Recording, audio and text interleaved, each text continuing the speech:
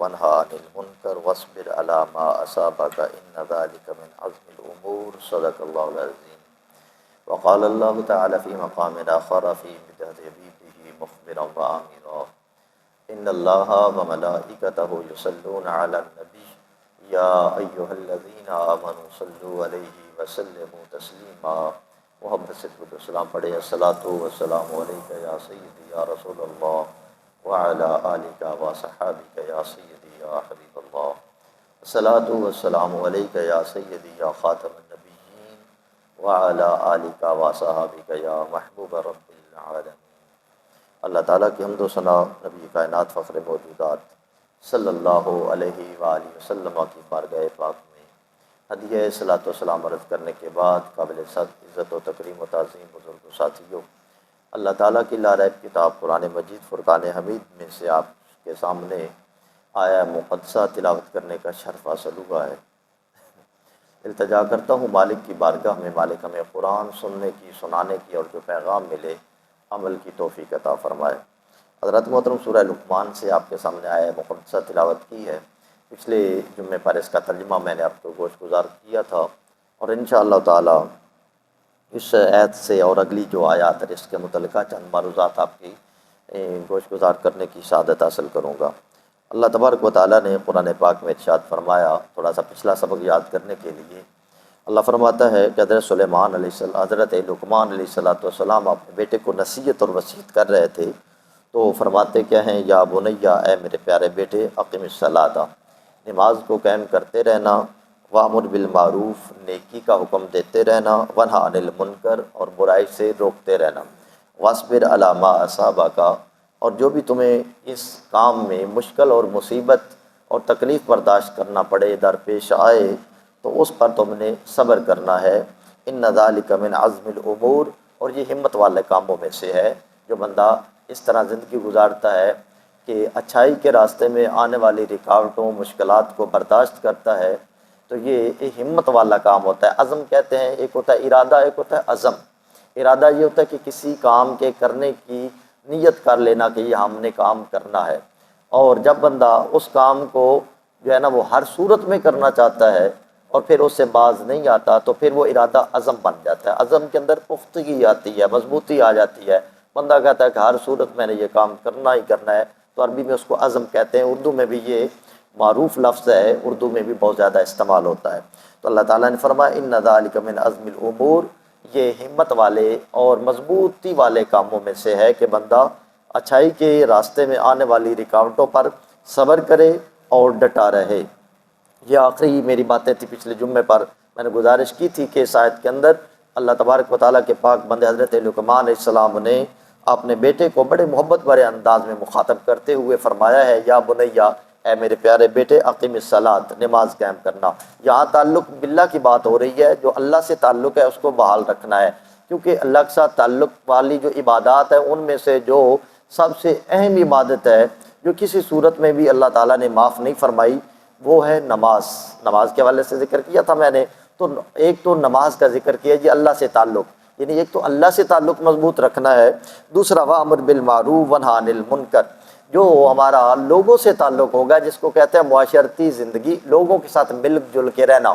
اس میں تو نے یہ کام کرنا ہے کہ نیکی کا حکم دینا ہے اور برائی سے روکتے رہنا ہے کہ انسان کیا ہے، اس کے وجود سے، اس کی زبان سے معاشرے میں نیکیاں پھیلیں، اچھائی پھیلے.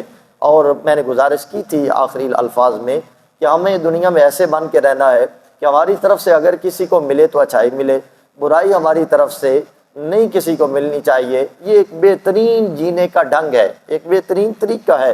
اور جب ہم اچھائی پر چلتے ہیں اور برائی سے دور ہوتے ہیں، اللہ کے راستے پر چلتے ہیں، تو آپ کو پتہ ہے کہ شیطانی پاوریں اور طاقتیں حرکت میں آ جاتی ہیں. شیطانی طاقتیں جو ہے اس کا راستہ روکتی ہیں، وہ راستے کے اندر رکاوٹ ڈالتی ہیں.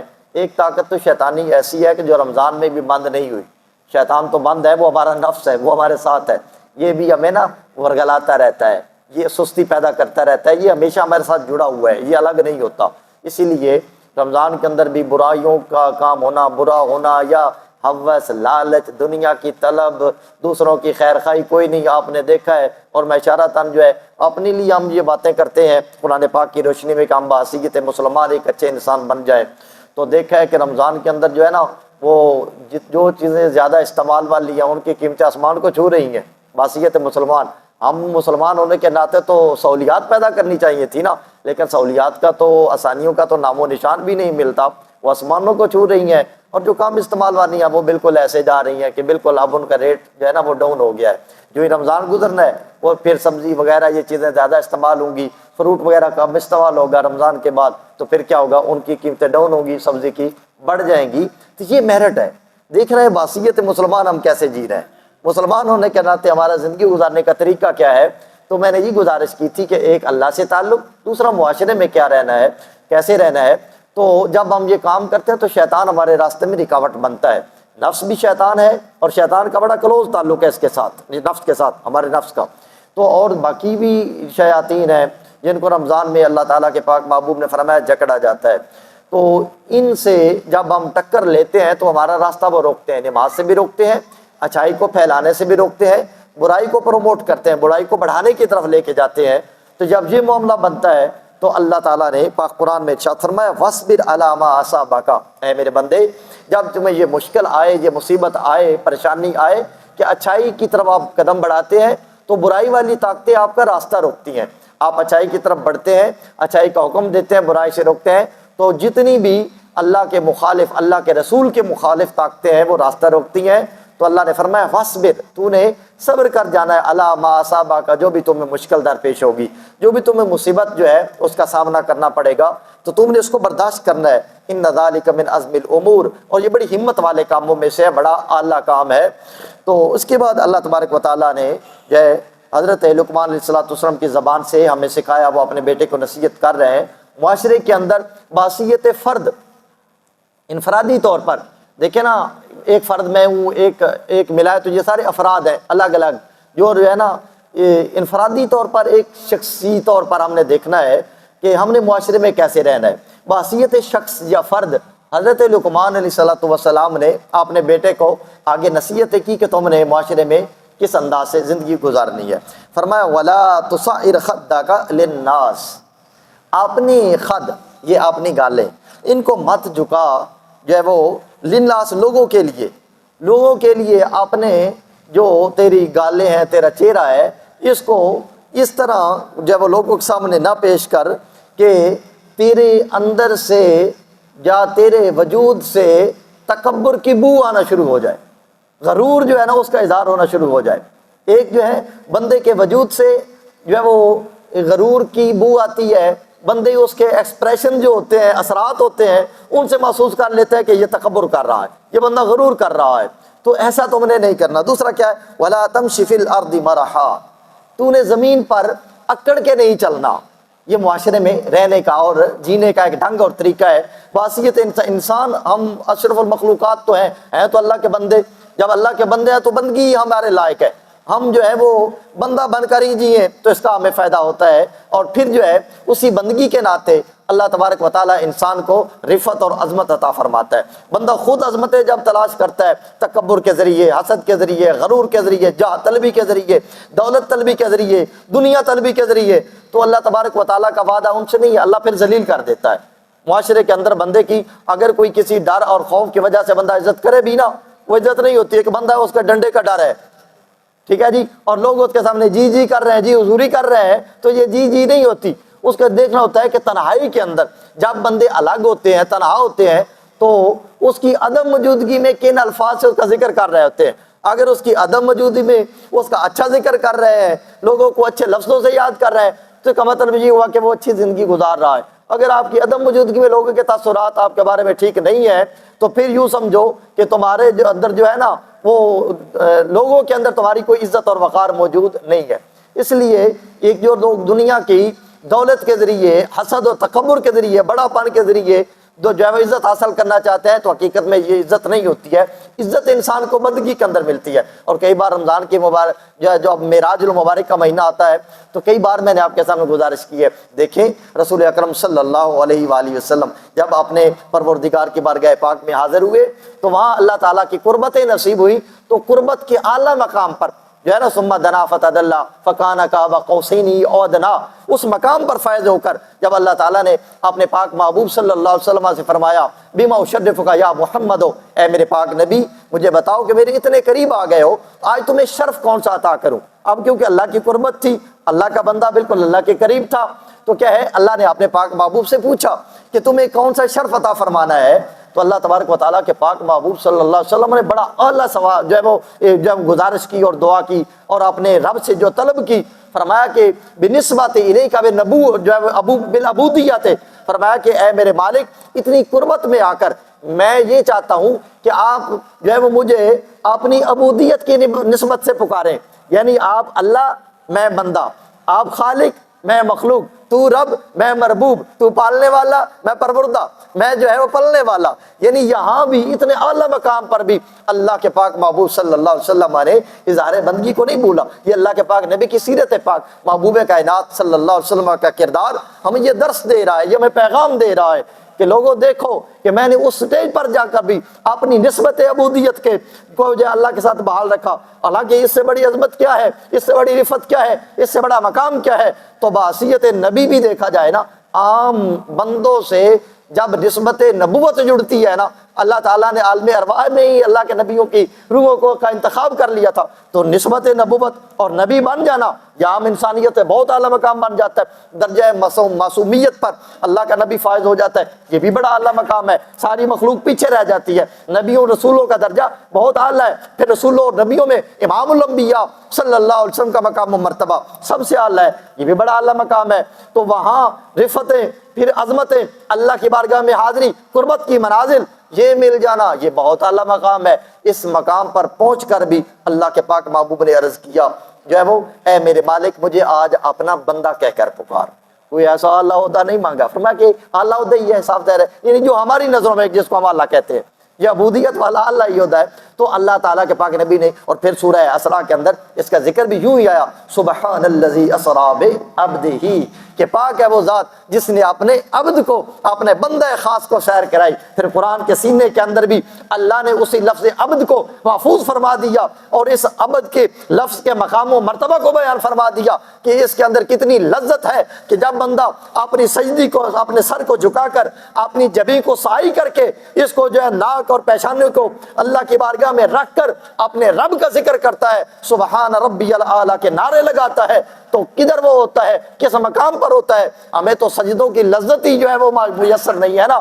بندہ جب سجدے میں اپنا سر رکھ کر اپنے رب کی تسبیح اور تحلیل کر رہا ہوتا ہے تو اس کو مقام کون سا ملتا ہے؟ اللہ کا قرآن اعلان کرتا ہے وَاسْجُدْ وَاقْتَرِب، ساتھ یہ بھی آیت یاد رکھا کرے نا، اللہ فرماتا ہے اے میرے بندے اپنے سر کو، اپنی پیشانی کو، اپنی ناک کو زمین پر رکھ، سجدہ ریز ہو جا، اپنی بندگی کی انتہا کا اظہار کر۔ جب تو اس کا اظہار کرے گا تو کیا ہے؟ وَاسْجُدْ، تو سجدہ کر، وَاقْتَرِب، اور میرے قریب ہو جا۔ دیکھیں سجدے میں بندہ کتنی قریب ہوتا ہے اللہ تعالیٰ کے، قربت کی اعلیٰ مقام پر فائز ہوتا ہے۔ تو کیا ہے؟ تکبر کے بارے میں عرض کر رہا ہوں، تو حضرت لقمان علیہ السلام نے بھی اپنے بیٹے کو فرمایا کہ اے میرے بیٹے، ایک تو لوگوں کے سامنے جاتے ہوئے تکبر کا اظہار نہیں کرنا، ایکسپریشن بھی نہیں ایسے ہونا چاہیے کہ تمہارے چہرے مورے سے محسوس ہو کہ تم تکبر کر رہے ہو۔ ایک جو ہے بندے کے وجود سے اظہار ہوتا ہے، دوسرا ہے زبان سے، یا تمہاری زبان سے ایسے کلمات نہ نکلیں جن کے اندر تکبر کی بو ہو۔ یہاں ہم بات کرتے کرتے سیدنا عمر بن عبدالعزیز رضی اللہ تعالیٰ عنہ کے جو ہے نا، ابھی میرے ذہن کے اندر وہ واقعہ چلا گیا، ایک بار ایسا ہوا کہ حضرت عمر بن عبدالعزیز جن کو عمر ثانی بھی کہتے ہیں، جنہوں نے خلافت راشدہ کی جہاد کو تازہ فرمایا اور جو ہے اس انداز سے علی منہاج النبوہ، نبوی طریقے پر اپنی مملکت کو، اپنی اسٹیٹ کو لے کے اس انداز سے چلے کہ لوگ اچ اچ کر اٹھے۔ کوئی بندہ ایسا نہیں تھا کہ بلکہ یہاں تک آتا ہے آپ کے کوئی 2.5 سال کے راؤنڈ اباؤٹ بنتی ہے حکومت، 2.5 سال کے اندر آپ نے اتنا انصاف کیا، لوگوں کے حقوق اتنے ادا کیے کہ لوگ زکاتوں کو اٹھاتے، صدقات کے مال اٹھا کر لوگوں کے دروازوں پر لے جاتے اور جا کر دروازوں پر دستک دیتے کہ بھائی صدقہ لے کے آیا ہوں۔ وہ کہتے ہم تو دیتے ہم لیتے نہیں ہے، کسی اور کے پاس لے کے چلے جاؤ، اور کسی اور کا دروازہ کھٹکھٹاتے، بھائی زکات کا مال ہے لے لو۔ وہ کہتے ہم تو خود دے رہے ہیں، کسی اور کے پاس لے جاؤ، ہمیں زکات کی ضرورت نہیں ہے۔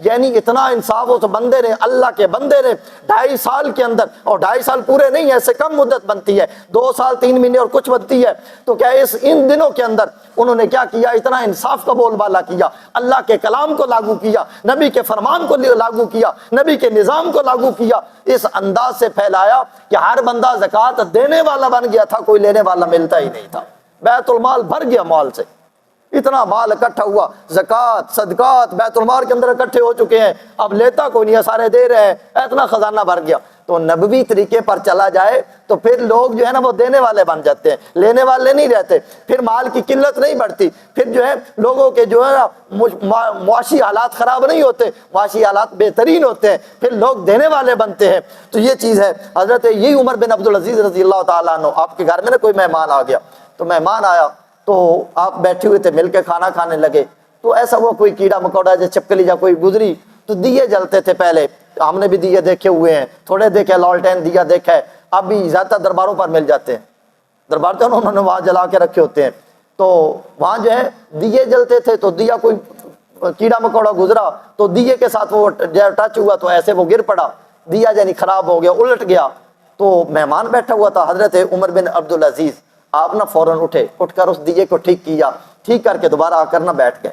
اب دیکھیں لوگوں کے ذہن میں بادشاہ کا رعب کتنا ہوتا ہے، ایک جو مملکت کا سربراہ ہوتا ہے اس کا معیار کیا ہوتا ہے۔ اب اس کے بندے کے ذہن کے اندر آپ کا بڑا معیار تھا کہ بادشاہ سلامت ہے، وہ کہیں گے ادھر آؤ بھائی، وہ غلام کدھر ہے، وہ میرا نوکر چاکر کدھر ہے، دوڑ کے آؤ۔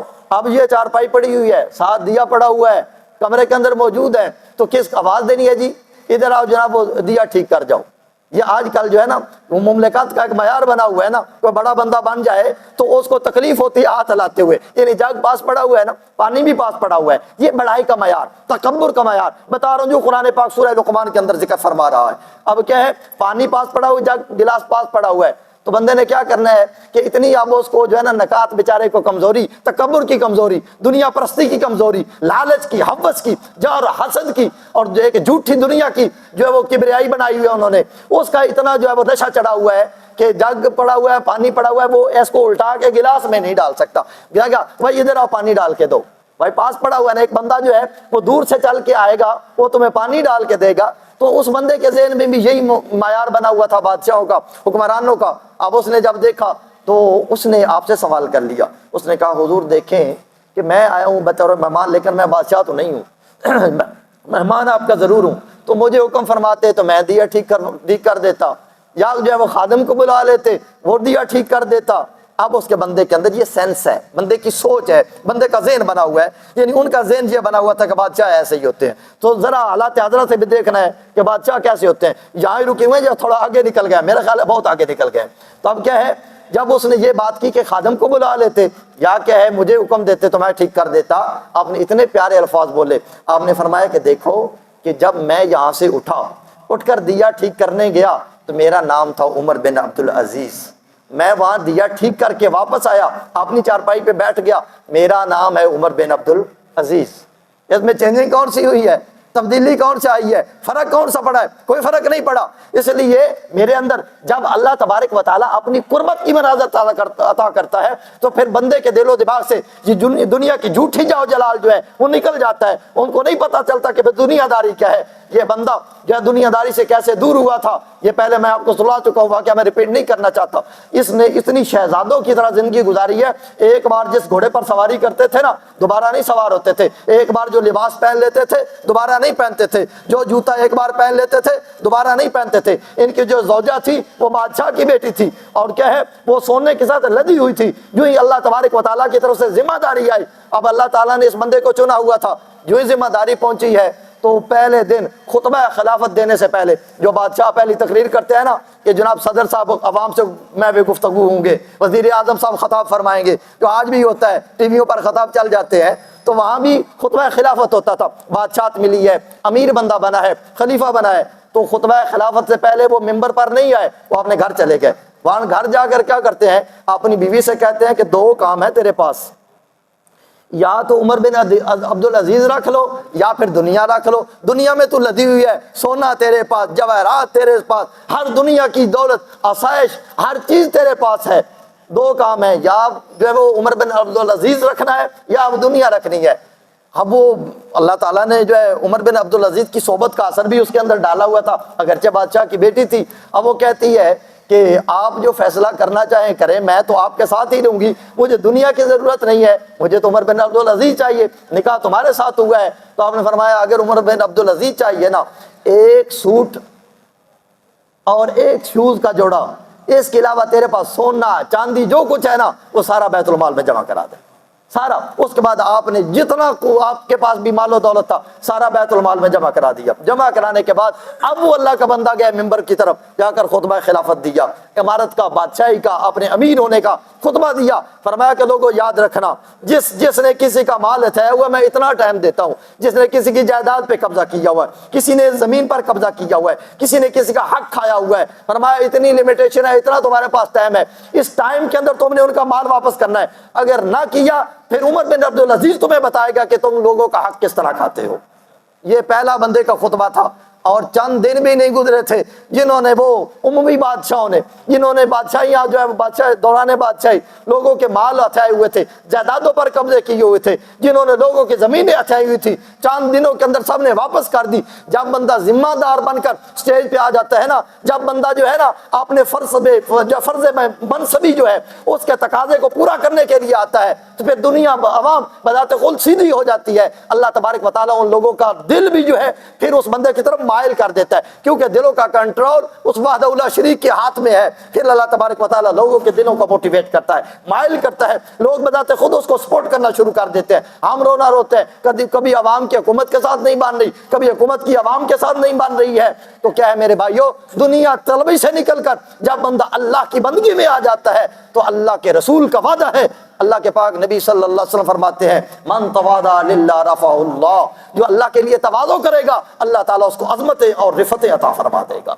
یہ اللہ کا وعدہ مختصر الفاظ میں محبوب کائنات صلی اللہ علیہ وسلم کی زبان اقدس سے نکلا۔ فرمایا عاجزی تم کرو، اللہ کے لیے جھکتے چلے جاؤ، میں تمہیں بلند کرتا چلا جاؤں گا۔ تو یہی کیا ہے، حضرت لقمان علیہ السلام اپنے بیٹے کو نصیحت فرما رہے ہیں، فرماتے ہیں کہ میرے بیٹا تکبر نہیں کرنا ہے، تیرے چال چلن سے، تیرے وجود سے بھی بالکل ظاہر نہ ہو کہ تو تکبر کرتا ہے۔ دوسرا، تیری زبان سے نکلنے والے الفاظ بھی تکبر کا گمان پیدا نہ کریں۔ اگلا، وَلَا تَمْشِ فِي الْأَرْضِ مَرَحًا، اور میں کہ زمین پر اکڑ کے نہیں چلنا ہے۔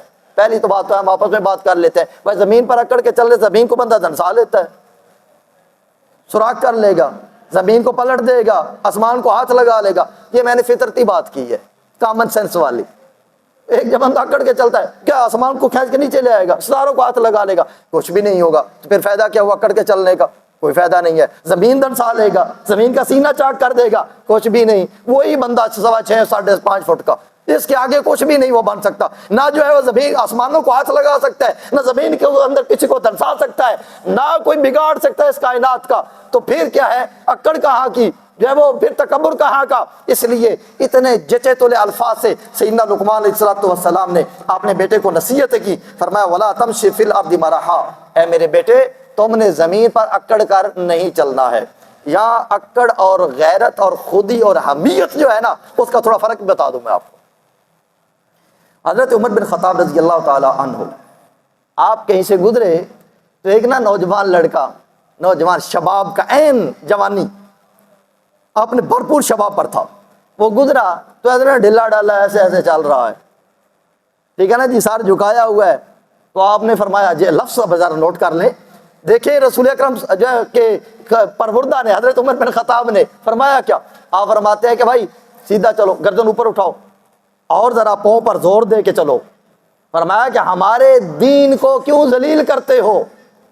میں ابھی الفاظ پڑھ کے آیا ہوں اور سچی بات میں سوچتا رہا ہوں، یہ الفاظ پڑھ کے میں غور کرتا رہا ہوں۔ آپ نے فرمایا کہ ذرا جو ہے نا اپنی گردن کو اٹھاؤ، پاؤں پر زور دے کے چلو، اس طرح ڈھلے ڈالے چل رہے ہو، سر جھکایا ہوا ہے، اس طرح جس طرح کہ جو مریض بندہ جا رہا ہوتا ہے۔ فرمایا ہمارے اس کو کس سے جوڑا؟ میں ان الفاظ پر غور کر رہا تھا کہ حضرت عمر بن خطاب رضی اللہ تعالی عنہ نے اس کو جوڑا ہے دین کے ساتھ۔ اس کا مطلب ہے آپ کے انفرادی طور پر ہر بندے سے دین کا وقار جڑا ہوا ہے۔ اور آپ کو یہ بھی پتا ہے نا کہ عمر بن خطاب رضی اللہ تعالیٰ عنہ کی زبان پر کون بولتا ہے؟ حضرت عمر بن خطاب کی زبان پر حق بولتا ہے۔ اللہ کے پاک نبی نے فرمایا ہر امت کے اندر ایک محدث ہوتا ہے جس کی زبان سے حق جاری ہوتا ہے، فرمایا میری امت کا جو محدث ہے جس کی زبان پر حق جاری ہوتا ہے، فرمایا وہ عمر بن خطاب ہے۔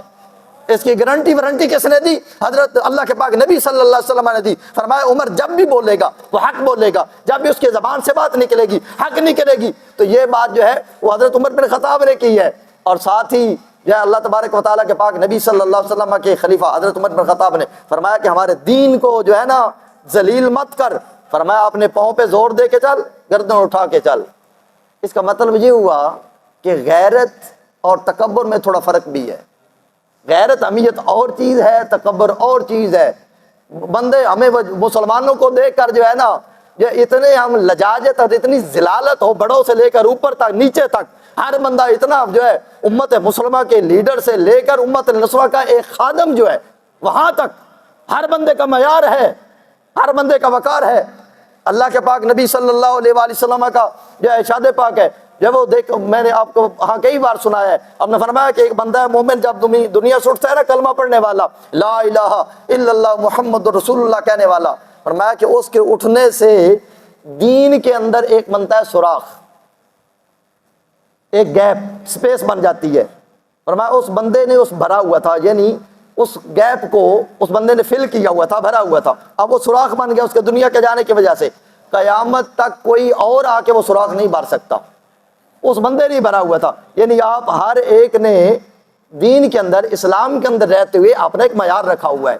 اللہ نے آپ کو اگر دنیا میں بھیجا ہے تو آپ کے دنیا کے اندر ایک مقام بھی ہے، اللہ نے دنیا میں آپ کو بھیجا ہے تو آپ کی ذمہ داری بھی ہے۔ ہر ایک ایک ذمہ داری نہیں ہے، الگ الگ ذمہ داریاں ہیں، ہر ایک کا اپنا اپنا الگ الگ مقام و مرتبہ ہے۔ اس لیے آپ نے خود سے اپنے مقام کی پہچان بھی کرنی ہے کہ اللہ نے مجھے کس لیے پیدا کیا ہوا ہے۔ اچھا جس طرف زیادہ ذہن جاتا ہے نا وہ کام کیا کرے، اللہ نے اس مقصد کے لیے پیدا کیا ہوتا ہے بندے کو، اور بندہ جو ہے نا جان بوجھ کے اس طرف جاتا نہیں ہے۔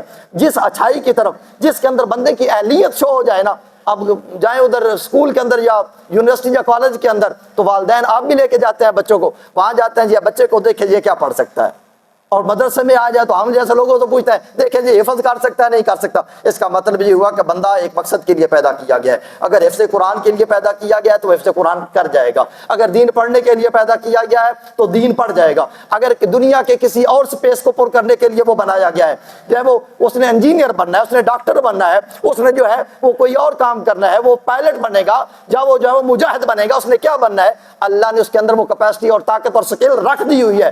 تو کیا ہے اس کا پھر اظہار کرنا، اگر وہ چھپی رہے اس کا اظہار نہ ہو تو پھر ہم لوگ خود مجرم ہیں۔ آپ نے دنیا کے اندر اپنا حصہ ڈال کے جانا ہے، آپ نے اپنی ذمہ داری کو پورا کر کے جانا ہے۔ جب تک سانسیں چل رہی ہیں جو ایبلٹی اور قابلیت اللہ نے رکھی ہوئی ہے اس کو منوانا ہے۔ تو یہ نہیں ہے کہ بندہ لجاجت سے چلتا رہے اور دنیا ہمارے سروں کے اوپر پاؤں رکھ کے جو گزرتی رہے۔ تو عمر بن خطاب کے ایک ارشاد نے بتا دیا کہ ایک بندے کے عزت کے ساتھ دین کی عزت جڑی ہوئی ہے، ہر بندے کے وقار کے ساتھ دین کا وقار جڑا ہوا ہے۔ کسی غیر مسلم کے سامنے ہمارے وقار کے اندر جو ہے وہ کمی نہیں آنی چاہیے۔ کوئی غیر مسلم ہمیں دے کر یہ مت کہے کہ مسلمان تو ذلیل ہے، یہ تو خوار ہے، یہ تو ایسے ہے، ہمارے اوپر کوئی حرف تنقید نہ بول سکے۔ ہماری عزت اور مقام ایسا ہونا چاہیے۔ اب دیکھیں ایک جب وہ رومی بادشاہ ایران کا بادشاہ تھا، اس کے بارگاہ کے اندر صحابی رسول صلی اللہ علیہ وسلم وہاں گئے تو سارے جو سفیر بیٹھے ہوتے بیٹھ کے کھانا کھانے لگے۔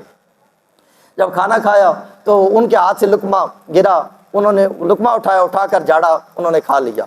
اب باقی یہ تکبر کی میں مثال دے رہا ہوں، باقی میں نخوت تھا، تکبر تھا۔ اب عربوں میں بھی یہی چیز ہے، آپ جائیں جو عمرہ کے لیے جہاز کے لیے جاتا ہے دیکھو ہوگا کہ عربوں کے ہاں کھانے کی کتنا ضیاع ہے، کتنا کھانا ضائع کرتے ہیں۔ وہ کھاتے ہیں تھوڑا سا کھا کے باقی بروڑ کے ٹوکری کے اندر پھینک دیتے ہیں، یعنی کوئی کسی انداز سے ججے تو لے جا کسی ایک مینج طریقے سے کھانا کھانا، یہ بالکل ان کا کوئی انداز نہیں رہا ہے، یعنی کھانے کی بے قدری کرنا۔ اب دیکھیں رسول اکرم صلی اللہ علیہ وسلم نے کھانے کا آداب کیا بتایا تھے، وقار کیا بتایا تھا، اب ان کے دل و دماغ میں موجود تھا۔ ایک لقمہ گرا، انہوں نے اٹھایا، جھاڑا، منہ میں ڈال لیا۔ باقی سفیر بیٹھے ہوئے تھے، انہوں نے کہا کہ عجیب بات ہے، تمہارا بادشاہ عجیب سا ہے، تمہیں اتنی بھی تمیز نہیں سکھائی کہ کھانا زمین پر گر گیا ہے تو سامنے تھوڑا پڑا ہوا ہے تو اس کو کھا لو نا۔ تو انہوں نے فرمایا نہیں، ہمارے پاک محبوب صلی اللہ علیہ وسلم نے یہ جو اللہ کا عطا کردہ رزق ہے اس کی جو قدر و قیمت بتائی ہوئی ہے نا، تمہارے جھوٹی نخوت اور تکبر کی خاطر جو تم نے اپنے تائیں بنایا ہوا ہے، ہم اس کی خاطر کبھی اپنے نبی کی سنت کو نہیں چھوڑ سکتے ہیں، نبی کے طریقے کو نہیں چھوڑ سکتے ہیں۔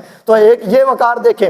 اور جب جو ہے وہ ایران کی طرف بھیجا تھا حضرت عمر بن خطاب رضی اللہ تعالیٰ عنہ نے ایک شخص کو کہ جاؤ ایرانیوں کو، وہ کسرا ایران جو ہے وہ سب سے بڑا تکبر کرنے والا، اس کے ہاں بھیجا، فرمایا جاؤ ایرانیوں کو جا کر کہہ دو، انہیں بتاؤ کہ جو ہے نا یا تو جزیہ دے کر ہمارے زیر نگی آ جاؤ، یا ہم جو ہے اللہ کا نام لے کر اللہ کے نام کی بلندی کے لیے، دین حق کے جو ہے وہ سربلندی کے لیے ہم آ رہے ہیں۔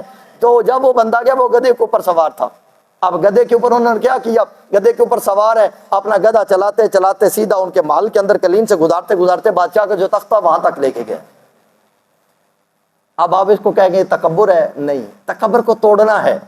یہ جو خود ہی میں کہہ رہا تھا نا کہ عمر بن خطاب جو سکھا رہے ہیں اس کی ساتھ ساتھ بات بتا رہا ہوں، تکبر اور ہے، خود ہی اور ہے، حمیت اور ہے، غیرت اور ہے، یہ ساری چیزیں جو ہے نا سمجھنے والی ہیں، دونوں کے اندر تھوڑا ڈفرینس اور فرق ہے، اور اس فرق کو پہچاننا بھی چاہیے۔ اب کیا ہے، وہاں انہوں نے جو گدھے کی رسی جا کر اس کے جو تکیہ تھا اس کے گوٹے کے ساتھ، جو اس کے اندر نالا جو رسی ڈالی ہوئی تھی اس کے ساتھ باندھ دیا۔ اس نے کہا تمہیں کیا پتا، تم جڈ لوگ ہو، تم جاتی لوگ ہو، تم جو ہے وہ پینڈوی لوگ ہو، بدوی لوگ ہو، عربی جو ہے نہ پڑھے لکھے ہو، نہ تمہیں پتا ہے کہ ان قالینوں کا مقام کیا ہوتا ہے، ان گاؤں تکیے کا مقام کیا ہوتا ہے، یہ تخت کا منزل اور جو ہے اس کا مرتبہ کیا ہوتا ہے۔ انہوں نے بڑے پیارے انداز سے جواب دیا، انہوں نے فرمایا کہ ہاں تو ٹھیک کہتا ہے، ہمیں پہلے نہیں پتا تھا کہ ان کی قدر و قیمت کیا ہے، لیکن جب سے آمینہ کا لال آ گیا ہے اس وقت سے ہمیں پتا چل گیا کہ کائنات کی کسی چیز کی کوئی قدر و قیمت نہیں ہے، قیمت ہے اللہ کے دین کی ہے یا نبی کے فرمان کی ہے۔ فرمایا گدھا اوپر چڑھا کے تمہیں بتا دیا ہے نا اس کی قدر و قیمت کیا ہے، تو یہ جا کر بتا دیا۔ اس کو کہتے ہیں کہ اسلام کی اہمیت، اسلام کی طاقت، اسلام کی غیرت، اسلام کی خودی، کہ کسی ایک فرد کے وجود سے بھی یہ ظاہر نہیں ہونا چاہیے کہ اسلام ذلیل ہے یا اسلام کے اندر کوئی کمزوری ہے، اسلام کے وجود کے اندر جو طاقت ہے اس کا اظہار ہونا چاہیے، اور یہ ہر فرد سے جنی ہوئی ہے۔ حضرت عمر بن خطاب نے فرمایا ڈھلا نہ چلو، گردن اٹھا کے چلو، پاؤں پر زور دے کے چلو، یعنی ڈھلا ڈھلا لچک لچک کے یوں نہیں۔ اور رمل جانتے ہیں آپ لوگ جو حج کرتے ہیں نا، وہ رمل جانتے ہوں گے، رمل کا لفظ سنا ہوگا۔ رمل کہتے ہیں کہ جب طواف کرتے ہیں نا پہلے 3 چکروں میں بندہ اکڑ کے چلتا ہے، اگر نام نہیں آتا اتنا تو پتا ہوگا، تھوڑا تیز چلتے اکڑ کے چلتے، ایسے بازو مار کے نا اکڑ کے چلتے ہیں، اس کو رمل کہتے ہیں۔ تو اللہ کے پاک نبی صلی اللہ علیہ وسلم جب تشریف لائے، فتح مکہ ہوا، تو محبوب اکرم صلی اللہ علیہ وسلم صحابہ سے فرمایا کہ رمل کرو، اکڑ کے چلو۔ نکات تھی نا، کمزوری تھی، تو کیا ہے، فرمایا کہ کسی بوڑھے کے اندر ذرہ بھر محسوس نہ ہو کہ بڑھاپا ہے جو ایسے گردن جھکا کے چل رہا ہو یا سارے لے کے چل رہا ہو۔ فرمایا سینے تانو اور پاؤں مضبوط رکھو، سارے اٹھاؤ، اللہ کے گھر کے اندر اکڑ کے چلو، تاکہ حمیت اسلامیہ کا، اسلام کے وقار کا، اسلام کی شان کا، اسلام کے مرتبے کا کفار مکہ کو پتہ چلے کہ اسلام جھکانے کے لیے نہیں آتا، اسلام بندے کو اٹھانے کے لیے آتا ہے۔ اس انداز سے سکھایا۔ تو یہاں حضرت لقمان علیہ السلام نے فرمایا وَلَا تَمْشِ فِي الْأَرْضِ مَرَحًا، کہ زمین پر اکڑ کر نہیں چلنا۔ ایک تو یہ ہے، اکڑ اور خودی میں فرق میں نے بتا دیا کہ گردن اٹھا کے چلیں، پاؤں پہ زور دے کے چلیں، وقار سے چلیں، لیکن تکبر سے میرا خیال اس کا تعلق جو ہے نا یہ ہمارا دوسرے کے ریلیشن سے ثابت ہوگا۔ جب ہم کسی سے بات کر رہے ہوتے ہیں نا تو کئی بار لیڈر ہوتے ہیں نا، میرے ساتھ بھائی ہوا تو میں دوبارہ سلام نہیں لیتا، پکی بات ہے، میں بڑی ان چیزوں کو جج کرتا ہوں۔ کئی بار ایسا ہوتا ہے نا کوئی بندہ تھوڑا سا اس کے اندر ٹھوٹ ٹھپا ہے نا، تو وہ کیا ہے، سلام لیا نا، یہ تو مولوی کیا گزرے ہیں، ایسے نا انگلیاں جوڑیں گے، میں کہتا ہوں ایک بار بس ہاتھ جوڑ گیا، اگلی بار انشاءاللہ تو دیکھتا رہے گا، مولوی تیرے پاس سے گزر جائے گا، لیکن سوال ہی پیدا نہیں ہوتا۔ کیوں؟ اللہ نے خود ہی دی ہوئی ہے، اللہ نے اسلام کا مقام دیا ہوا ہے، اللہ نے اپنے پاک نبی کا غلام بن کر غلامی نہیں آزادی دی ہوئی ہے، شان دی ہوئی ہے۔ اس لیے آپ انسان سے ملے تو آپ پوری خندہ پیشانی سے ملے، کسی کو حقیر نہ سمجھے، اور دنیا کی وجہ سے لوگ بے شمار لوگوں کو حقیر سمجھ جاتے ہیں اور کہتا ہے کہ یہ شاید ہماری کو تھوڑی طاقت ہے تو ہم ہاتھ بھی نہیں ملائیں گے۔ بھائی میری جوتے کی نوک کے اوپر تیرے مقام، تیری جاہ و جلال، تیری دولت ہم پاؤں کی ٹھوکر پہ رکھتے ہیں، اس لیے اسلام کے وقار کا سودا مت کریں، غیرت سے ملے، اہمیت سے رہیں، اور ریڑھی بان محبت سے بلاتا ہے نا چل کے اس کے پاس چلے جائیں۔ یہ تکبر کی کا توڑ ہوگا۔ برابری، ایکوالٹی، کوئی جو بحثیت ہے انسان اونچ نیچ نہیں ہے۔ کوئی آپ کو خادم، ایک بندہ نالی صاف کرنے والا بلاتا ہے، آپ اس کے پاس چلے جائے تاکہ حضرت سیدنا امام حسن رضی اللہ تعالیٰ عنہ، غالباً واقعہ میں نے سنایا ہوئے، آپ نے کہیں تشریف لے کے جا رہے تھے تو آپ اپنی سواری کے اوپر سوار تھے، راستے کے فقراء غربا بیٹھے ہوئے تھے، وہ کھانا کھا رہے تھے، انہوں نے سلام جب کیا، اللہ کے پاک محبوب صلی اللہ علیہ وسلم کے نواسے نے سلام کا جواب دیا، آپ آگے گزرے سلام دے کے، تو انہوں نے آواز دی، کہتا ہے کہ اے نواسے رسول صلی اللہ علیہ وسلم، ہم گزارش کرتے ہیں آپ تشریف لیں ہمارے ساتھ کھانا کھا لیں۔ اللہ اس وقت آپ کو حاجت نہیں تھی کھانے کی، تو آپ فرماتا ہے کہ الحمدللہ آپ کھائیں، میں نے کھانا کھایا ہوا ہے۔ آپ آگے گزر گئے، جب تھوڑا آگے گئے نا تو فوراً ذہن کے اندر گیا، ہو سکتا ہے کہ ان لوگوں کے ذہن میں جائے کیا میں نواسہ رسول ہوں، اللہ کے نبی کا نواسہ ہوں، اور میری نسبت بڑی اعلیٰ ہے، اور یہ ہمارے ساتھ کب بیٹھ کے کھانا کھانے والے ہیں۔ آپ نے سواری کو واپس موڑ لیا، سواری کو واپس موڑا، واپس آ کر جو سواری سے اترے اور چوکڑی مار کر ان کے ساتھ بیٹھ گئے، کھانا کھانے لگ گئے۔ جب کھانا تناول فرمایا وہ کہتے ہیں حضور ہم نے پہلے بلایا، آپ تشریف نہیں لائے، اور جو ہے وہ آگے چلے گئے، آپ خود ہی آئے ہیں۔ کہتے ہیں کہ مجھے غیرت آ گئی ہے، کہیں ایسا نہ ہو کہ آپ لوگوں کے ذہن میں چلا جائے کہ شاید تکبر کی وجہ سے جو میں آپ لوگوں کے ساتھ بیٹھا نہیں، کہ آپ زمین پر بیٹھے ہو اور جو میں آپ کے ساتھ بیٹھنا گوارا نہیں کر رہا، اس لیے اس تکبر کو ختم کرنے کے لیے اس وجہ سے میں واپس لوٹا ہوں، اور واپس لوٹ کر آپ کے ساتھ کہے کھانا کھا رہا ہوں۔ تو کہے خود ہی الگ چیز ہے، تکبر الگ چیز ہے۔ تکبر کی وجہ سے دوسرے کی ذلت محسوس ہوتی ہے، اگلا بندہ اپنی انسلٹ محسوس کرتا ہے، تو ہمارے وجود میں یہ چیز نہیں ہونی چاہیے۔ جو بھی انسان بنائے عہدے دنیا کے ہیں، کوئی نالی صاف کر رہا ہے، اولاد کس کی ہے؟ آدم کی ہے نا، ہم سونے کے بنے ہوئے ہیں، وہ مٹی کا بنا ہوا ہے، ایسا نہیں، بالکل ایکوالٹی ہے، برابری ہے۔ یا ایھا الناس اتقوا ربکم الذی خلقکم من نفس واحدہ، اے لوگو اس رب سے ڈرو جس نے تمہیں ایک نفس سے پیدا کیا، وخلق منھا زوجھا، پھر اس سے اس کا جوڑا بنایا، وبث منھما رجالا کثیرا ونساء، پھر اسی سے کیا کیا، دنیا کے اندر مرد و عورت پھیلا دیے۔ تو سارے جو ہیں یہ دنیا کے اندر نظام چلانے کے لیے مالک نے نظام رکھا ہوا ہے۔ تو کہ تکبر جو ہے انسان کو ذلیل کرتا ہے، اور بندگی جو ہے یہ انسان کو اعلیٰ مقام عطا فرماتی ہے۔ تو یہ حضرت لقمان نے اپنے بیٹے کو نصیحت کی کہ بیٹا اکڑ کر نہیں چلنی، ان اللہ لا يحب كل مختال فخور، اللہ تعالیٰ ہر تکبر کرنے والا، نخوت کرنے والا، کبریائی کا اظہار کرنے والا، اپنی بڑائی جتلانے والا، اللہ ہر اس بندے کو پسند نہیں فرماتا۔ ہمارے متعلقہ لفظ پسند والا ہے، اللہ تعالیٰ پسند، جب اللہ پسند نہیں فرماتا تو دنیا میں محنت کس کی کر رہی ہو؟ مسجد میں کیوں آئے ہو جمعہ پڑھنے کے لیے؟ اللہ کا پسندیدہ بننے کے لیے نا، کہ اللہ تعالیٰ اپنے بندوں میں شمار کر لے۔ تو اللہ تعالیٰ پسند نہیں فرماتا، تکبر کر کے ادھر سجدے کر کے چلے جاؤ تو اس کی کوئی فائدہ نہیں ہے۔ سجدوں کا اظہار ہونا چاہیے، پتہ اگر اللہ نے سجدوں کی توفیق عطا فرما دی ہے تو پھر اظہار بندگی بھی ہونا چاہیے، بندگی کی رونق بھی بندے کے چہرے پر آنی چاہیے، بندگی کا کہ شعور بھی آنا چاہیے، کیونکہ اللہ تعالیٰ تکبر کرنے والے کو پسند نہیں فرماتا ہے۔ یہ نصیحتیں فرما رہے ہیں جناب سیدنا لقمان علیہ السلام۔ اس کے بعد فرماتے ہیں جب وہ وقصد فی مشی کا، اے میرے پاک بیٹے یہ بھی خیال رکھنا ہے اپنی چال کے اندر میانہ روی اختیار کر۔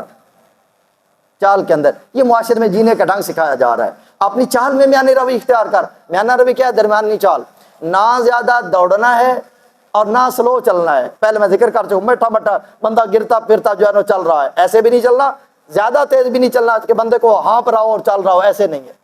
اس کے بٹوین درمیان جو ہے نا تو ہم نے اپنا اندازے جو ایک چلنے کا انداز ہے اس کو تو ہم نے رکھنا ہے اللہ کے پاک محبوب صلی اللہ علیہ وسلم کی سنت طیبہ میں۔ آپ کا طریقہ مبارک جو ہے وہ صحابہ نے منقول فرمایا ہے۔ اللہ کے پاک محبوب جب چلتے تو یوں محسوس ہوتا جس طرح آپ کسی جو ہے نا ڈلوان سے، ٹیلے سے ایسے اتر رہے ہیں، آپ کے پاؤں میں مضبوط ہوتے، مضبوطی سے پاؤں رکھتے، گردن سیدھی ہوتی، اپنے آپ کو سنبھالا ہوتا، اور جو ہے وہ نہ زیادہ تیز دوڑتے نہ زیادہ آہستہ چلتے، تو ہے وہ اس انداز سے میرے پاک محبوب صلی اللہ علیہ وسلم اس طرح آپ چلتے۔ تو کیا ہے اپنے پاؤں کو پیڈا مضبوط رکھنا، اپنے وجود کو سنبھال کے رکھنا، اور کیا ہے گردن اوپر رکھنا، اور گردن کے اندر یہ جو اللہ جات اللہ نے لگائے ہوئے ہیں نا ان کو کنٹرول کرنا۔ قرآن میں لکھا ہوا ہے ان کو کنٹرول کرنے کا، گردن سیدھی، آنکھیں نیچے تاکہ ٹھڈے نہ لگے، ٹھیک ہے نا جی۔ اوسر ہوتا نا گردن اکڑی ہوئی ہے تو نیچے نظر ہی نہیں آ رہا، ٹھوکرے کھا رہے ہیں، نہیں، گردن سیدھی، نظریں اگلے قدم پر، اگلے سٹیپ پر کہ آگے کیا آ رہا ہے۔ یہ میرے پاک محبوب کا انداز ہے، یہ انسان کی عظمت کا اظہار ہے۔ اللہ کے نبی اس انداز سے چلتے تھے۔ تو حضرت لقمان نے یہ فرمایا، اے میرے بیٹے اپنی چال کے اندر میانہ روی لے کے آؤ، جو ہے وقت من صوتے کا، اور اپنی آواز کو بھی درمیانہ رکھ لو، یعنی نہ زیادہ بہت اونچی اور نہ زیادہ دھیمی کہ کسی کو پھر پھر کر رہے سمجھ ہی نہیں آ رہی، یا نہ بالکل جو ہے وہ دھیمی آواز کہ لوگوں کے کانوں سے ٹکرانے والی آواز، ان کو صحیح اویئرنیس دے، ان کو سمجھ آئے کہ کیا بول رہے ہیں۔ اس کے بعد دوسری کیا ہے، نہ زیادہ کیا ہے، اونچی آواز رکھ، درمیانی سونی انداز سے کیا ہے جب وہ لوگوں کے ساتھ ڈسکشن کر، بات کر، تاکہ بہترین انداز سے جو ہے وہ لوگوں سے تو جو ہے وہ اظہار گفتگو کرے، میں وہ گفتگو ہو، تیری کنورسیشن جو ہے وہ اس انداز سے ہونی چاہیے۔ ان انکر الفاظ لصوت الحمیر، یہاں دھیمی اور اونچی کا جو تھا نا میرٹ، وہ مثال سے اللہ تعالیٰ نے قرآن پاک میں بیان فرما دیا ہے کہ اونچی آواز کس سے زیادہ کہیں گے، فرمایا جو سب سے بدترین آواز ہے وہ گدھے کی آواز ہے۔ یہ مثال دے کے سمجھا دیا کہ بندے کی آواز اتنی چلی جائے کہ گدھے کی اور اس کی آواز میں کوئی فرق باقی نہ رہے۔ یہ مثال دے کے بتایا کہ بندہ خود ہی محسوس کر رہا ہو کہ یار میں کیا کر رہا ہوں اتنی آواز میں۔ اور جو ایک ہے آواز کا اتار چڑھاؤ، تلاوت بندہ کر رہا ہے، گفتگو کر رہا ہے، محبوب اکرم صلی اللہ علیہ وسلم کا انداز گفتگو۔ آپ بشارات پر آتے نا قرآن پاک سے، اور جو ہے وہ اللہ کے پاک نبی صلی اللہ علیہ وسلم کو جو علوم عطا تھے، جنت کا تعارف آپ کے پاس تھا، جہنم کا تعارف آپ کے پاس تھا، جو اللہ کی جنت میں نعمتیں ہیں ان سب نعمتوں سے آپ واقف تھے، تو جب آپ ذکر فرماتے انعام کا تو میرے پاک محبوب کے چہرے پر بشاشت آ جاتی تھی، رونق جو ہوتی تھی، چہرے مبارک سرخ ہوتا اور چہرے پر مسکراہٹ ہوتی، جیسے کہ آپ جنت کی لذت کو محسوس کر رہے ہیں۔ اس انداز سے آپ بیان فرماتے۔ جب اللہ کے غضب کی بات ہوتی، اللہ کے غصے کی پکڑ کی بات ہوتی، لوگوں کو اللہ سے ڈرانے کی بات ہوتی، میرے پاک نبی صلی اللہ علیہ وسلم کی آنکھوں کے اندر سرخی آ جاتی، آواز تھوڑی بلند ہو جاتی، اور محسوس ہوتا جس طرح خاص جو ہے نا وہ بندہ ایک ڈرا ہوتا ہے اور لوگوں کو بھی کسی مصیبت سے یا کسی مصیبت کو دیکھ رہا ہے اور مصیبت سے بچانا چاہتا ہے، اس انداز سے بڑا جو خیر خواہ ہوتا ہے، اس انداز سے لوگ جو ہے بندہ جو ہے وہ سلام آ رہا ہے، جو کوئی جو ہے وہ کہیں آگ لگ گئی ہے، گھر والے سوئے ہوئے ہیں، آپ کیا کہیں گے؟ دروازے پر دستک کہیں گے بھائی جان بہر آ جاؤ آگ لگ گئی ہے، ایسے کہیں گے؟ ایسے تو نہیں کہیں گے، بلکہ انداز چینج ہو جائے گا۔ انداز کیا ہوگا؟ انداز اونچا ہوگا، او بھائی نکل آؤ بہر، جلدی کرو، آپ کے گھر کو آگ لگ گئی ہے، جو ہے وہ کہیں جا آپ کے بیوی بچے گھر کا سامان نہ جل جائے، کوئی جا اپنے آپ کو بچانے کی کوشش کرو۔ میرے پاک محبوب کا انذار ایسے ہی ہوتا تھا، آپ بشیر بھی ہیں نذیر بھی ہیں۔ جب بشارت ہوتی تو لوگ اپنی آنکھوں سے یوں دیکھتے جیسے جنت کے جلوے نظر آ رہے ہیں۔ میرے پاک جب تنذیر کے عالم میں ہوتے، نظارت کے عالم میں ہوتے، لوگوں کو ڈرا رہے ہوتے، تو میرے پاک محبوب یہ محسوس کراتے جس طرح کوئی اللہ کے عذاب کو آنکھوں سے دیکھ رہا ہے، اور لوگ تھر تھر کانپنے شروع کر دیتے۔ قرآن اس پر شاہد ہے، میرے پاک محبوب قرآن کی تلاوت کرتے تو صحابہ اکرام کی آنکھوں سے آنسو جاری ہو جاتے، دل کانپ جاتے، وجود جو ہے وہ تڑپ اٹھتے۔ اللہ کے پاک محبوب کا یہ انداز ہوا کرتا تھا۔ تو یہ ساری چیزیں، آواز کا جو ایک اعتدال تھا اس کو بھی اللہ تبارک و تعالیٰ نے قرآن میں بیان فرما دیا۔ ایک پرسنالٹی ہے انسان کی شخصیت ہے، معاشرے میں رہنے کا، جینے کا ایک ڈھنگ ہے کہ کس انداز سے معاشرے میں رہنا ہے۔ اس کے بعد فرمایا علام ترو، یہاں جو اخلاقیات، معاشرتی اخلاقیات سیدنا جب وہ لقمان علیہ السلام اپنے بیٹے کو سکھا رہے تھے یا ختم ہوتے ہیں، اس کے بعد دنیا کے اندر اس انداز سے غیرت سے اہمیت سے کیوں رہنا ہے؟ کیونکہ بندہ کہتا ہے کہ کسی سے لجاجت کر کے مانگنا پڑ جاتا ہے، کسی کو سلوٹ بھی کرنا پڑتا ہے، جس طرح منگتوں کی حالت ہوتی ہے کرتے ہیں، اور پلو پھاڑ لیتے ہیں، چھوڑتے بھی نہیں ہیں۔ تو اللہ تعالیٰ نے انسان کو ایک سینس دیا ہے، یہاں اس کا آغاز کروں گا، ڈسکس نہیں کریں گے، ترجمہ سنا کے اس کے بعد انشاءاللہ اس آیت کو ڈسکس اگلے جمعے پر کریں گے۔ ترجمہ آپ سن لیں، گفتگو کو یہاں سمیٹ لیتے ہیں۔ آگے اللہ نے فرمایا الم ترو ان اللہ سخر لکم ما فی السماوات و ما فی الارض، اس کے بعد واسبغ علیکم نعمہ ظاہرۃ و باطنہ، فرمایا کہ کیا تو نے نہیں دیکھا اللہ تبارک و تعالیٰ نے تمہارے لیے مسخر کر دیا ہے جو کچھ آسمانوں میں ہے، جو کچھ زمین میں ہے، واسبغ، جب اس کے بعد اللہ نے تمہارے اوپر اونڈیل دی ہیں، نعمہ اپنی نعمتیں، ظاہرتاً جو تمہیں نظر آ رہی ہیں، و باطنہ جو چھپی ہوئی ہیں، یعنی ظاہری باطنی نعمتوں کو اللہ نے بچھاڑ کر دی ہے۔ یہاں اسبغ معنی جو ہے نا یہ لگاتار جو ہے وہ اس کا معنی ہوتا ہے کہ جس طرح موسلادھار بارش ہوتی ہے نا، اس طرح محسوس ہم نے خود کرنی ہے کہ لگاتار کتنی ہمارے اوپر نعمتیں نازل ہو رہی ہیں۔ دو چیزوں کا ذکر ہوا یہاں، ایک اللہ نے فرمایا کہ اللہ نے زمین و آسمان کی ساری چیزیں تمہارے لیے مسخر کر دی ہیں، تمہارے لیے، کس کے لیے؟ میرے لیے صرف نہیں۔ قوم ضمیر ہے یہاں جو عربی جاننے والے ہیں، کیونکہ ایک کا ہوتا ہے، ایک کو مخاطب کیا جاتا ہے کا کے ساتھ، جس طرح ہم کہتے ہیں السلام علیکم، ایک کو مخاطب کیا جاتا ہے۔ اگر السلام علیکم تو سارے زیادہ، یا کم میں سارے مخاطب ہیں، آپ بھی میں بھی سارے۔ تو اللہ تعالیٰ فرما رہا ہے کہ سخر لکم، تمہارے سب کے لیے مسخر کی ہے، آپ کے لیے بھی، آپ کے لیے بھی، آپ کے لیے بھی، آپ سب کے لیے۔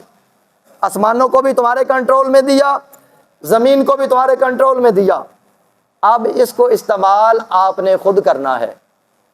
اس لجاجت سے، غیروں کی چاکری سے، غیروں کے سامنے ذلیل ہونے سے اگر بچنا ہے تو اللہ نے فرمایا کہ سینس، عقل، سمجھ بوجھ اور غلط اور صحیح کے درمیان، حق و باطل کے درمیان تفریق کا ملکہ میں نے تمہیں دیا، پھر قرآن میں بیان کیا، پھر نبی نے اس کی وضاحت فرما دی۔ تیرے پاس ڈھیر سارے سورسز ہیں جو نالج اور علم کے ہیں، جو تمہیں صحیح سمت لے کے جائیں گے، غلط سمت سے تمہیں روکیں گے۔ اور پھر یہ سارے جو زندگی گزارنے کے ذرائع ہیں، یا آسمانوں کی بلندیوں میں چھپے ہوئے ہیں، یا زمین کی تہنائیوں کے اندر اور پہنائیوں کے اندر اور اس کی گہرائیوں کے اندر چھپے ہوئے ہیں، کائنات کے اندر تیری سارے اسباب زیست موجود ہیں۔ اس لیے ہر بندہ مخاطب ہے انفرادی طور پر اپنے جو سورس آف لائف ہیں ان کو خود ڈھونڈے اور تلاش کرے، ہاتھ پر ہاتھ ڈال کر مر بیٹھے اور یہ کہا کہ یہ تو میں کر نہیں سکتا، مانگنا آسان ہے۔ اب تو میں گزارش کروں گا، کل بھی میں نے دل اعلان کیا، مجھے صاف ظاہر انسانیت کے ناطے ایسے پھر درد بھی محسوس ہوتا ہے۔ وہ کہتا ہے کہ ہم نہیں دے پا رہے کرایہ گھر کا، تو سورس بھی کوئی نہیں ہے، کوئی کسی جگہ پر کوئی ملازمت بھی نہیں مل رہی، تو وہ سامان اٹھا کے باہر پھینکنے لگے، مہربانی کرے اعلان کریں۔ اعلان میں نے کر دیا، لیکن نوجوان کو بیکار نہیں سمجھنا چاہیے اپنے آپ کو۔ نوجوان اپنی ہمت لے کے، یہ ٹانگیں سپورٹ کر رہی ہے نا، جب تک سینے کے اندر دل دھڑکتا ہے، خون کے اندر جاذبیت اور جوش ہے، اس وقت نوجوان اپنے آپ کو کمزور نہ سمجھے، اس وقت تک جب وہ کچھ بھی کر سکتا ہے۔ حضرت اقبال بھی فرماتے تھے نا، محبت مجھے ان جوانوں سے ہے جو ستاروں پہ ڈالتے ہیں کمند۔ فرمایا کہ تیری کمند اور جال جو ہے نا، یہ ستاروں کو کھینچ کے اپنے قدموں میں لے کے آ۔ سورج کی روشنی کو تو استعمال کر، چاند کی چاندنی کو تو استعمال کر، ستاروں کی چال کو دیکھ کر اپنی زندگی کے ڈائریکشن کا تعین تو خود کر۔ کائنات کے اندر اس کو استعمال کر کے، یہ تیرے لیے پیدا کی گئی ہے۔ اس لیے کسی نے کہا تھا نا، نہ تو زمین کے لیے نہ آسمان کے لیے، یہ جہاں ہے تیرے لیے، تو نہیں ہے جہاں کے لیے۔ اللہ نے کائنات کا ذرہ ذرہ تیرے لیے بنا دیا ہے، لیکن تجھے اللہ نے صرف اپنے لیے بنایا ہے۔ اللہ نے ہمیں اپنے لیے بنایا تھا۔ روزوں سے گئے، نماز سے گئے، حج سے گئے، زکوٰۃ سے گئے، خیرات سے گئے، صدقات سے گئے، محبتیں جو انسانیت سے اس سے گئے۔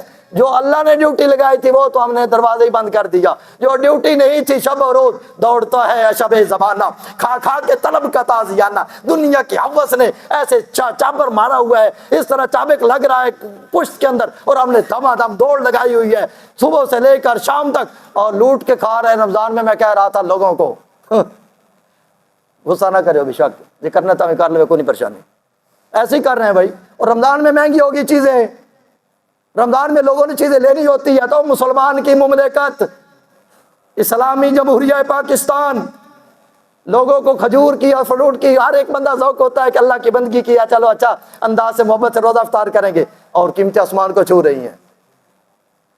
اسلامی اسٹیٹ میں ایسے ہی ہونا چاہیے نا۔ اس لیے اپنے پاؤں پر کھڑے ہوں، اور جب اپنے پاؤں پہ کھڑے ہوں گے، ہر ایک بندہ ذمہ دار ہوگا، تو پھر کیا ہے، پھر اللہ تبارک و تعالیٰ کی مدد ہوگی۔ ہم لوگوں کے لیے آسائش دینے والے بن جائیں گے، لوگوں سے آسائش لینے والے پھر نہیں رہیں گے۔ جس طرح عمر بن عبدالعزیز کا میں نے واقعہ سنایا ہے، فرمایا زمین و آسمان سب کچھ تمہارے لیے مسخر کی ہے، اور اس پر میں نے ظاہری باطنی نعمتیں، کچھ تمہیں نظر آ رہی ہیں اور کچھ تمہیں نظر نہیں آتی، نعمتوں کی بچھاڑ کر دی ہے۔ آپ کو نعمتیں وصول تو کرے نا، ہم تو مائل با کرم ہے، کوئی سائل ہی نہیں، راہ دکھائیں کسے کوئی راہ روے منزل نہیں۔ اللہ فرماتا ہے میں تو منزل پہ لے کے جانا چاہتا ہوں، تم میں مجھے کوئی نظر آتا ہی نہیں ہے کہ کس کو منزل پر لے کے جاؤں۔ اللہ تعالی ہمیں عمل کی توفیق عطا فرمائے۔ انشاءاللہ اس آیت پر اگلے جمعے ڈسکس کریں گے۔ اللہ